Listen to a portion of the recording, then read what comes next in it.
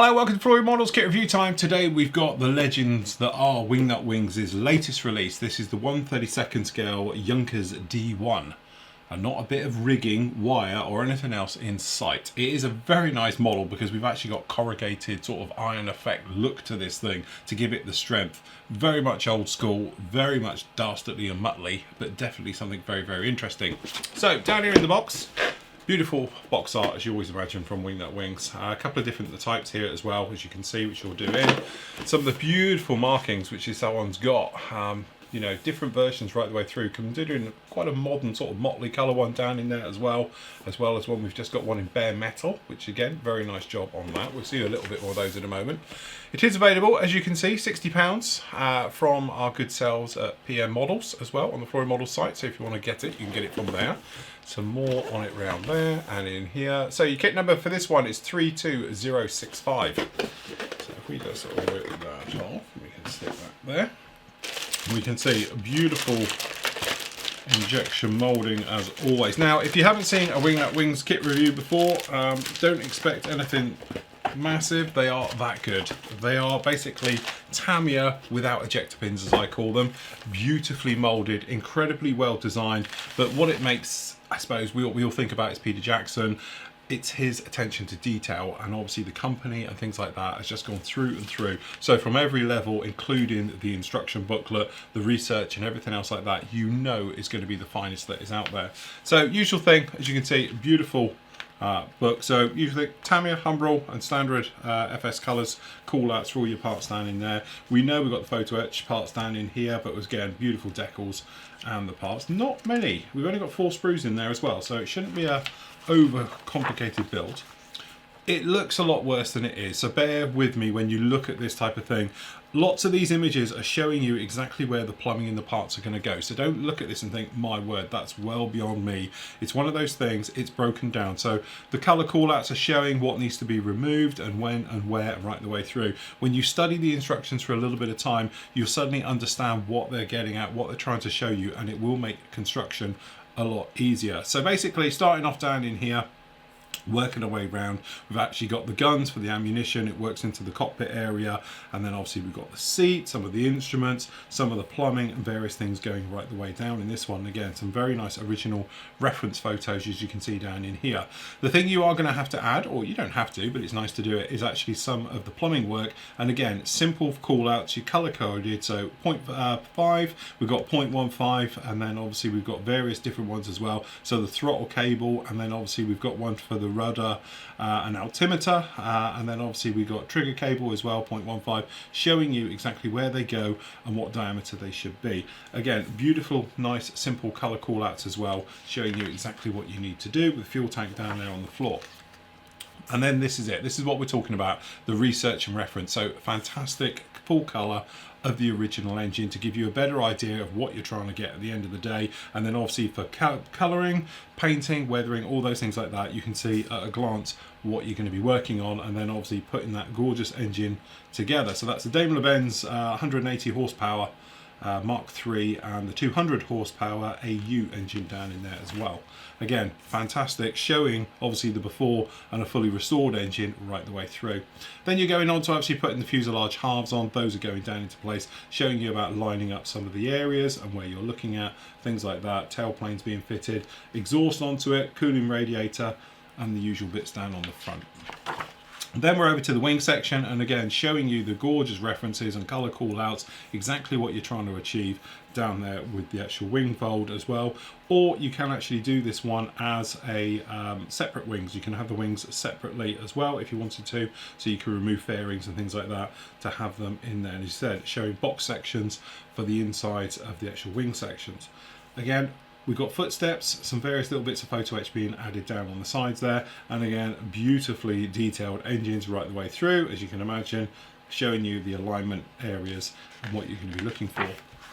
Over on the other side, we've got the covers being fitted onto it like that, the prop going on, and then we're working onto the gear system with that sort of wheels and putting those in, color call outs and things like that. Again, showing it with the wings removed, a beautiful little touch like that. Easy storage, but also the potential for dioramas and things like that is absolutely endless. Okay, so that's those all going in there like that. And then we've got the various ones down in here. So we've got the green over that sort of purple lozenge type effect on there. And then obviously we've got the normal browns, which is the box art ones. And then we've got the metal colours down in here as well. And then obviously we've got that sort of quite modern-esque camo pattern on there as well. And then research, as you can imagine, lots and lots of research of the original aircraft, pointing out some facts, some interesting little things to look out for, and making your build as pleasurable and easy as possible to follow along with the simple steps, as you can see down in here. And then the crew who designed it right the way through. They are all like that. Don't think this is a one-off, they are that good. It's as simple as that.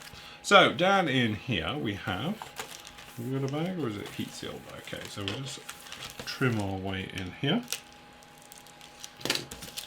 Okay, decals themselves and a little bit of photo etch. The photo etch sometimes is a little bit thick, this is no exception, but for what it is and showing, so you've got some harnesses down in here, and we've got some obviously for the radiators and a little plaque as well with the Wing Nut Wings logo and the Junkers D.1 markings down in there like that. So very nice indeed. And decals, usually beautiful, and these are no exception. Good, solid, strong colour. And they're a little bit thick sometimes, but actually they seem to work. Now, the only thing that worries me somewhat is obviously you are going over a corrugated surface, so the thicker the decal, you might need to get a little bit of setting solutions to make it work as you make your way on through those. But you can see, very nice, minimal carrier film. It tends to go right up to the edge as well, so hopefully you're not going to get too much silvering down in there. Right, okay. The meaty bits, let's have a look. So, starting off with the fuselage section. Okay, so very, very nice. One thing you do learn from Wing Nut Wings is they don't have any ejector pins where you don't want them to be. They tend to tuck them out very nicely into areas, which means they're never going to be seen. From a modelling point of view, it's fantastic. Again, it's one of those things when you look at it and then you look again, you appreciate the very fine details. So the very fine riveting detail down the back here, this is raised rivets as you would expect. Beautifully done, and is the details down on this gorgeous corrugated areas down on this right the way through, and then working your way up here on the spine, you've actually got, and you can feel it, it's very sharp riveting band down between the two areas where it comes together for the actual fuselage halves as it is. Again, beautifully done, very nice. And again, just looking around at all of it, it's very impressive how they've done the corrugated look. It has a really good three-dimensional look to it as you make your way through down through the model. And again, just some of these parts like the belly there is beautiful. You can see it actually is modular. It's not just a load of flat, it's in sections, as you can see all the way through. It's very, very nice indeed. Very cleverly done right the way through. Okay, so as you can see, some extremely nice details right the way down to down in here. We were talking about ejector pin locations and things like that. You can see they've put one right there, so the framework will hide that completely away, and all the ejector pins are around. Don't get me wrong, it does have them, but not anywhere that's visible. So it's not like there's one right in the middle of the internal details for the corrugated iron and things like that. And the details go as far as the floor. As you can see, they've done them so they're out of the way, tucked down out of the way, and everything else like that. So very nice indeed. Okay, into the wings. Again, there's only 4 screws, but it's one of those things. It's definitely quality over quantity. And again, extremely nice details. Okay, and the actual joins between the wings, if you can catch it in the light, it's not just a complete flat surface. It is completely broken up into the subsections. You're catching it in the light. You can see the riveting between them right the way through. Very, very clever moulding on that indeed, as you can see. And then down on the inside you've actually got strengtheners, but there's not a hint of a sink mark coming through the other side, which again is very, very clever indeed. And you can see this sawtooth edge where it's going to marry up beautifully, top and bottom halves going in. So you're not going to have an area where you're going to have to try and rebuild this. I think just extra thin put through will be enough to suffice to make that perfect. Very, very nice. Okay, so business end, all the internals, obviously it's Wing Nut Wings, you're expecting to see lots of it, and this kit will definitely not disappoint. So again, very busy sprue, You're not going to find flash and all the usual suspects in there. And the big thing that jumps straight out to you is this. That's incredibly clever injection molding. To have that on one sprue all molded in, I don't know of another company who can do that type of fineness. That's some very, very clever injection molding to get that down like that. In fact, I'm a little bit flummoxed to know how they've done that and keep it so crisp and fine. There's no real burring to it either. It's extremely cleverly done. But generally working around, you can see we've got the wheels, we've got some hosing down in there, a lot of the framework and subsystems. We've got the internals for the guns right the way through, and then obviously we've got the ammo chutes, all the things. So down in here we've got the exhaust stack coming off, those wing areas. Okay, and then just say working our way back and forth to make our way up with the framing, all the different bits. Very, very clever indeed. Different types of guns as well, so we're assuming there's a choice to be made. And the gear and the wheels. Very, very clever indeed. It's the thing with Wing Nut Wings, every now and again you do a kit and you're expecting it to be just like all the others, which is a really nice kit, and then they come along and surprise you with another innovation, and that is definitely not going to disappoint either. So there we go, we've got the engine. Gorgeous work. We saw the reference photos of it before, and then just looking on it on here, as you can see, very, very nice.